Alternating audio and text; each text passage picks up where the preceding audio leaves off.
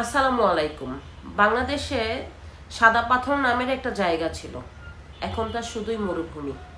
আমরা সবাই জানি সিলেট জেলার কোম্পানীগঞ্জ উপজেলার সাদা পাথর বাংলাদেশের শত শত পর্যটকদের মন কেড়েছে।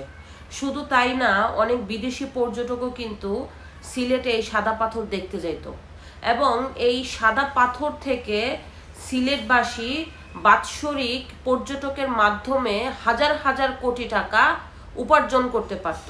সিলেটের কর্মসংস্থান হয়েছে, হোটেল ব্যবসাগুলি ভালো ছিল, পরিবহন সেক্টরটা ভালো ছিল। কিন্তু আস্তে আস্তে পর্যটক সাইটগুলিও সিলেটের নষ্ট করে দিয়েছে অতি উৎসাহী সুবিধাভোগী ব্যবসায়ী নামের পাচারকারীরা। শেখ হাসিনা সরকার যাওয়ার পর থেকে প্রায় শত শত কোটি টাকার পাথর লুটপাট করেছে রাজনৈতিক ছত্রছায়ায় কিছু ভণ্ড বদমাইশ চোরেরা। আমার কথা হচ্ছে যে এই যে রেজওয়ানা বর্তমান যে উপদেষ্টা, সে এত বড় বড় কথা বলে। আপনারা সবাই জানেন যে উনার কিন্তু বেলা নামের একটি ফাউন্ডেশন আছে অনেক বছর ধরে, এবং এই ফাউন্ডেশনের মাধ্যমে পুরো বাংলাদেশ ব্যাপী যেখানে পরিবেশের একটু অবক্ষয় হয়, অনিয়ম হয়, সেখানে কিন্তু সে পরিবেশ রক্ষার্থে কাজ করে। অথচ এই মহিলাটা যখন বাংলাদেশের মন্ত্রী পর্যায়ের উপদেষ্টা হলো, সেই মহিলাটা থাকাকালীন আজকে সিলেটের পর্যটক এলাকা কতটা ভয়াবহ পরিস্থিতি। এখন কি এর জন্য কি রেজওয়ানা হাসানের কি পদত্যাগ করা উচিত না? আপনারা বলেন।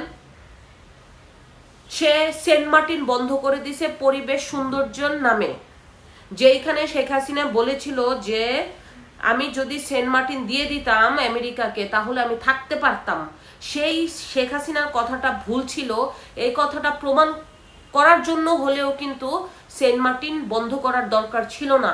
অথচ এই উপদেশটা না, এটা উপদেশটার কাজ না, এই ইউনূস সরকার আসার সাথে সাথে পরিবেশের নামে সেন্ট মার্টিনটাকে বন্ধ করে সেন্ট মার্টিন সাধারণ মানুষের জনজীবনে একটা দুর্ভোগ নামিয়ে আনছে। আপনারা জানেন যে সেন্ট মার্টিন পর্যটকরা এখন যেতে পারে না বাংলাদেশ, অথচ আমি বাংলাদেশের যে আমার সৌন্দর্য দেখার জন্য আমি সেন্ট মার্টিন যেতে পারছি না। সেইখানকার হোটেল ব্যবসায়ীদের অধপতন হয়ে গেছে, সেইখানকার যারা খাবার বিক্রি করতো তাদের যে দৈনন্দিন জীবনে ধস নামছে। এক কথায় সেন্ট মার্টিনের জনজীবন আজকে ক্ষত বিক্ষত বিপর্যয়।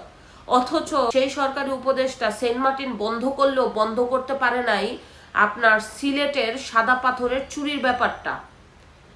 তিনি খুব সুন্দরভাবে বলল যে 4 বছর আমি আওয়ামী লীগের আমলে এই সাদা পাথর উত্তোলন বন্ধ করতে পারলেও আমি উপদেষ্টা থাকাকালীন এই সাদা পাথরের উত্তোলন বন্ধ করতে পারিনি। তাহলে আপনি কেমন উপদেষ্টা? কেন আপনি সব জায়গায় মব ভায়োলেন্স করা হচ্ছে আপনার সরকারের অধীনে? মানুষ আপনাদের বিরুদ্ধে কিছু বললেই তাদের মুখ চেপে আপনারা ধরছেন। তাহলে সেনাবাহিনী ম্যাজিস্ট্রেসি পাওয়ার থাকা সত্ত্বেও আপনি কেন ক্ষমতার ব্যবহার করলেন না যে সাদা পাথর উত্তোলন করা যাবে না? সেইখানে আপনি বললেন যে সব দলের ঐক্যমত হয়েছে যে সাদা পাথর উত্তোলন করার জন্য, সেইখানে নাকি আপনি দ্বিমত পোষণ করতে পারেন নাই। তা আপনি কিরকম উপদেষ্টা হয়েছেন যে একটা পরিবেশেরও মব সৃষ্টি করেছে? এই পরিবেশটাকেও তো ধ্বংস করে দিয়েছে এই চোরেরা, পাচারকারী এবং প্রভাবশালী ব্যক্তিরা। আপনি কি এমন কাজ করেছেন? কেন ওইখানে আপনি সরকারে যারা ঐক্যমত পোষণ করেছে যে সাদা পাথর উত্তোলন করা যায়, তাদেরকে কেন আপনি বুঝান নাই? কেন এই জিনিসটা আপনি বন্ধ করতে পারেন নাই?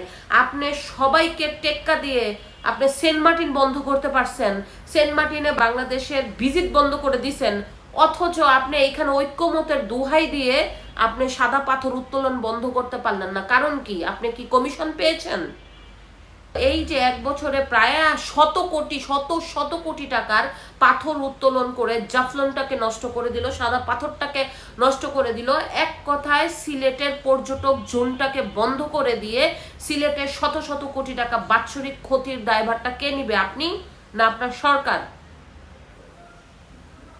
আপনি কেন এটাকে বন্ধ করতে পারলেন না? সেনাবাহিনীর কি ক্ষমতা ছিল না? পুলিশ প্রশাসনের কি ক্ষমতা ছিল না?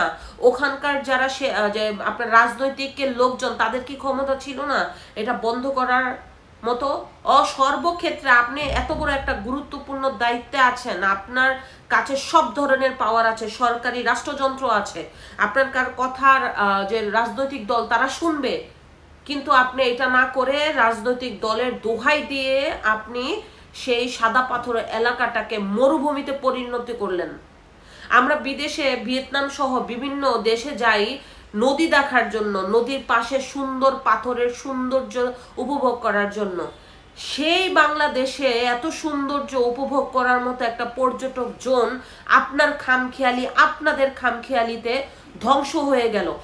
2 সপ্তাহে নদী খুঁড়ে সাদা পাথর উত্তোলন করে জায়গাটাকে কি ক্ষতি করেছে, এটা তো শুধুমাত্র পাচার করে তা না, ওই এলাকাটারও তো একটা ধস নামাই দিছে, ওই এলাকাও তো একটা ক্ষতিগ্রস্ত হয়েছে, ওই এলাকার সৌন্দর্য বর্ধন নষ্ট হয়ে গেছে। কি সুন্দর পাহাড়, কি সুন্দর পাহাড় ঘেঁষে নদী, সেই নদীতে ছিল পাথর, সেই পাথরে পর্যটকরা যে নিজের শান্তি ফিরিয়ে আনতো, অথচ সেই সুন্দর শান্তির জায়গা পর্যটক জোনটা আজকে পাচারকারীদের রসাতলে। সেই পাচারকারীরা আজকে কোটি কোটি শত শত কোটি টাকার পাথর পাচার করে এত সুন্দর পর্যটক জোন বন্ধ করছে। এর জন্য আপনার এক্ষুনি উচিত আপনার পদত্যাগ করা। রেজওয়ানা হাসান, আপনার উচিত, আপনারা দেশটাকে ধ্বংস করে দিচ্ছেন। আওয়ামী লীগের আমলে তো অনেক সুশীল বক্তব্য দিচ্ছেন। আপনারা বলতেন স্বাধীনতার 53-54 বছর আমরা দেশটাকে সুন্দর করতে পারি নাই, সব রাজনৈতিক দল নাকি নষ্ট করে দিছে। তা আপনি যে একটা বছর ধরে আপনি এবং আপনারা যে ক্ষমতায় বসে আছেন, সেই ক্ষমতা থাকাকালীন কেন এত সৌন্দর্যের জায়গাগুলি নষ্ট হলো? সেন্ট মার্টিন তো ঠিকই আপনি রাজনৈতিক কথা না শুনে বন্ধ করে দিচ্ছেন। সেন্ট মার্টিনে এত বড় কথা শেখ হাসিনা বলে গেল যে আমি সেন্ট মার্টিন দিলে আমি বাংলাদেশের রাষ্ট্র ক্ষমতায় থাকতে পারতাম, সেই কথা অবজ্ঞা করে আপনি মানুষের কথা বন্ধ করে আপনি সেন্ট মার্টিনটাকে পর্যটক জোন হিসাবে নিষিদ্ধ করলেন, ওটাকে সৌন্দর্য বর্ধনের নামে। অথচ ওইখানে আপনার পাওয়ার অ্যাবসোলিউট করতে পারলেন সেন্ট মার্টিনে, আর আপনি সিলেটে আপনার পাওয়ার অ্যাবসোলিউট করতে পারেননি। মানুষদের কি বোকা ভাবছেন? মানুষরা কি বোকা? মানুষরা এখন আর বোকা না। জনগণ অলরেডি বুঝে গেছে যে আসলে আপনারা এই দেশটাকে ধ্বংস করার, জঙ্গিগিরি করার পায়তারা করছেন, দেশটাকে মবের মুল্লুক তৈরি করছেন। যেখানে সেখানে মব, যেখানে সেইখানে অত্যাচার, যেখানে সেখানে হত্যা, যেখানে সেখানে ডাকাতি, যেখানে সেখানে ধর্ষণ, যেখানে সেখানে লুটপাট, যেখানে সেখানে বাংলাদেশের শান্তি বিনষ্টকারী।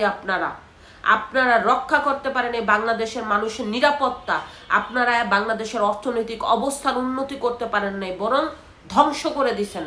একদিন এই জবাব এই বাংলার মাটিতে আপনাদেরকে দিতে হবে। আপনাদের এই রাষ্ট্র ব্যবস্থা এবং এই রাষ্ট্রকে ধ্বংস করার জন্য কোনোদিন না কোনোদিন কাঠ করে আপনাদেরকে দাঁড়াতে হবে এবং এর জবাব আপনাদেরকে দিতে হবে।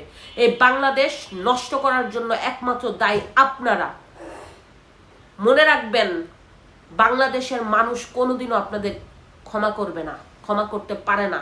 তারপরও সামনে আরো কি আছে, সেন্ট মার্টিন নিয়ে আরো কি অঘটন ঘটাচ্ছেন সামনেই বোঝা যাবে।